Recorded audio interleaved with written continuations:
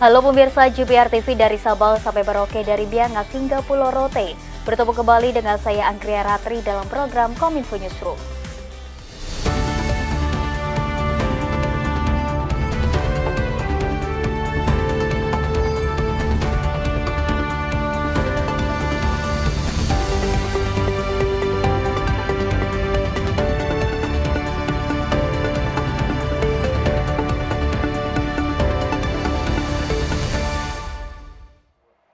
Kita ke informasi yang pertama pemirsa, hari ini Presiden Joko Widodo melantik 906 calon perwira remaja sebagai perwira TNI dan Polri di Istana Merdeka, Jakarta.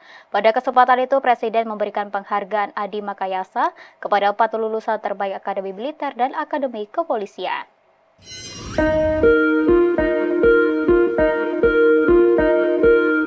Presiden Joko Widodo melantik dan mengambil sumpah 906 calon perwira remaja Capaja dari Matra TNI dan Polri di Istana Merdeka, Jakarta pada Selasa 16 Juli 2024. Sebanyak 906 Capaja yang dilantik terdiri dari 417 Capaja Akademi Militer, 129 Capaja Akademi TNI Angkatan Laut, 113 Capaja Akademi TNI Angkatan Udara, dan 247 Capaja Akademisi Kepolisian. Pada kesempatan itu, Presiden juga memberikan penghargaan Adi Makayasa atau lulusan terbaik dari masing-masing akademi. Bertindak sebagai inspektur upacara, Presiden berpesan kepada Capaja untuk selalu mengikuti perubahan-perubahan yang terjadi, serta selalu belajar ilmu pengetahuan dan keterampilan baru. Selain itu, agar selalu profesional dan siap berkorban dan selalu memimpin dengan hati. Oleh karena itu, pesan saya kepada saudara-saudara, harus selalu mengikuti perubahan-perubahan itu.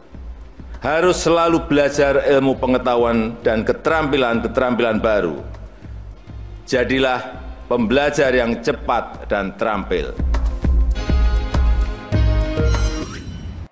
Pemirsa, guna mendukung pelaksanaan Hari Anak Nasional dan menjamin kesejahteraan anak di Indonesia, Kementerian Komunikasi dan Informatika turut berkontribusi dalam hal pengawasan judi online yang melibatkan anak.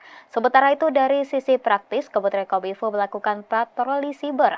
Dengan adanya patroli siber, maka Kementerian Kominfo akan segera melakukan takedown terhadap konten judi online ataupun konten yang dianggap memiliki dampak negatif terhadap anak. Sesuai dengan salah satu subtema Hari Anak Nasional 2024 adalah anak cerdas berinternet sehat. Terkait dengan hal tersebut, Dirjen IKP Kementerian Kominfo Usman Kansong menyebutkan Kementerian Komunikasi dan Informatika turut serta dalam mengambil peran menyukseskan peringatan HAN 2024 dan mendukung kesejahteraan anak. Salah satu hal yang menjadi pengawasan dari Kementerian Kominfo adalah kasus judi online yang melibatkan anak-anak.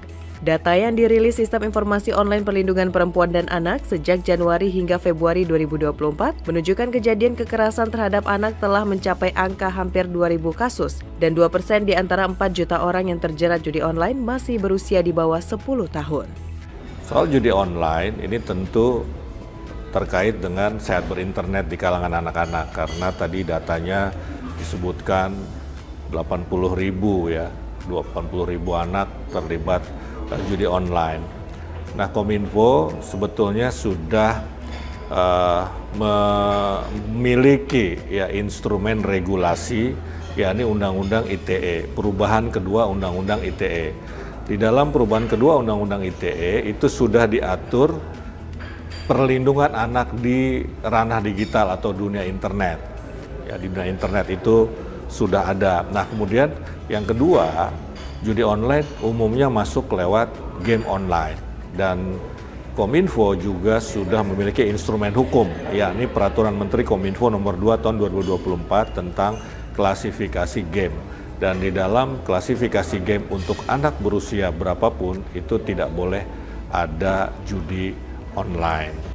Sementara itu, dari sisi praktis, Kementerian Kominfo melakukan patroli siber. Dengan adanya patroli siber, maka Kementerian Kominfo akan segera melakukan takedown terhadap konten judi online ataupun konten yang dianggap memiliki dampak negatif terhadap anak.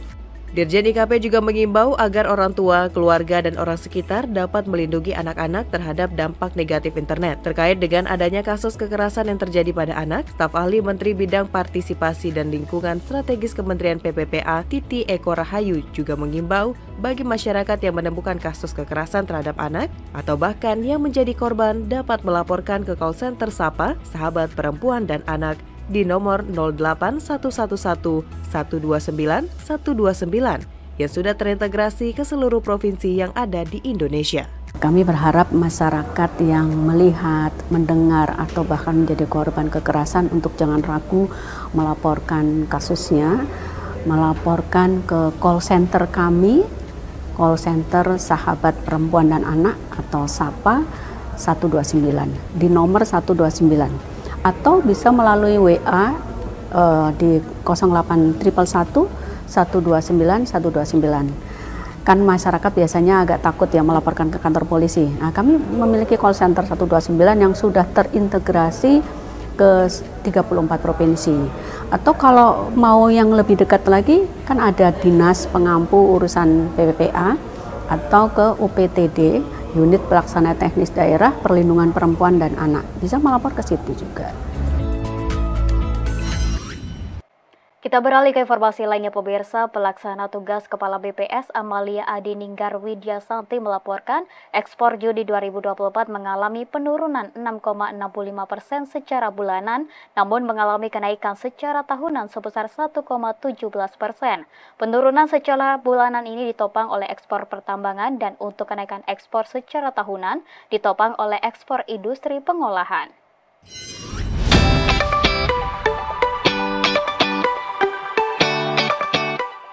Badan Pusat Statistik melaporkan ekspor Juni 2024 mencapai 20,84 miliar dolar Amerika Serikat, disokong oleh industri pengolahan atau manufaktur yang menyumbang 16,6 miliar dolar Amerika Serikat terhadap total penjualan negara di periode Juni 2024.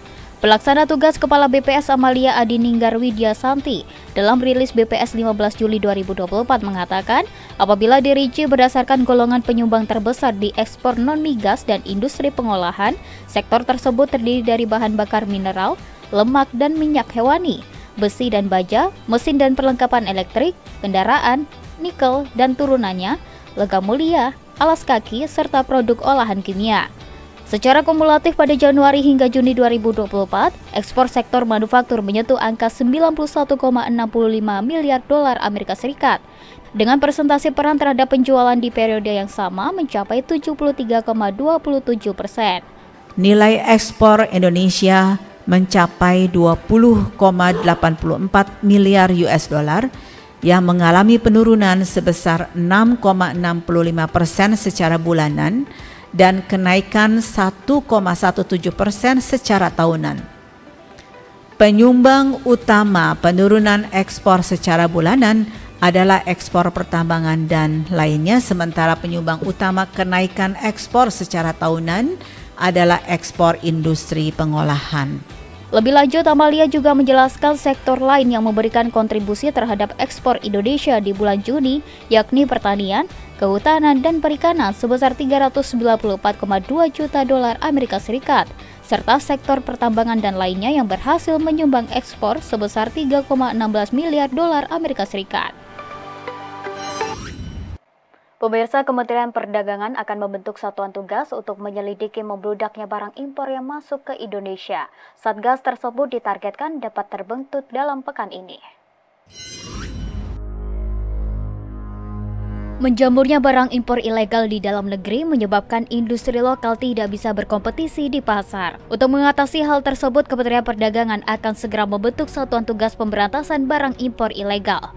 Staf khusus Menteri Perdagangan Bidang Perjanjian Perdagangan Internasional Bara Hasibuan menyebut, Satgas tersebut akan menggandeng sejumlah kementerian dan instansi terkait lainnya. Bara menginginkan Satgas dapat terbentuk dengan cepat dan segera bekerja usai disahkan Menteri Perdagangan Zulkifli Hasan. Satgas ini akan bertugas untuk memberhentikan barang impor yang masuk ke negeri tanpa izin dan menjadi skema penyelesaian polemik impor ilegal selain menerapkan bea masuk anti-dumping BMAD dan bea masuk tindakan pengamanan BMTP. Memang kami, Menteri Perdagangan dan Kementerian sedang dalam proses penyusunan satuan tegas yang melibatkan kementerian-kementerian lain untuk mengadres ya, untuk bisa menangani masalah barang-barang yang ilegal yang masuk tersebut. Kami sudah mendapatkan masukan dari Kadin, dari Apindo, dari Asosiasi Perstekstilan, dari Hipindo. Memang jelas sekali barang-barang ilegal itu banyak sekali. Pemirsa, kami akan segera kembali dengan informasi lainnya, tetaplah di Kominfo Newsroom.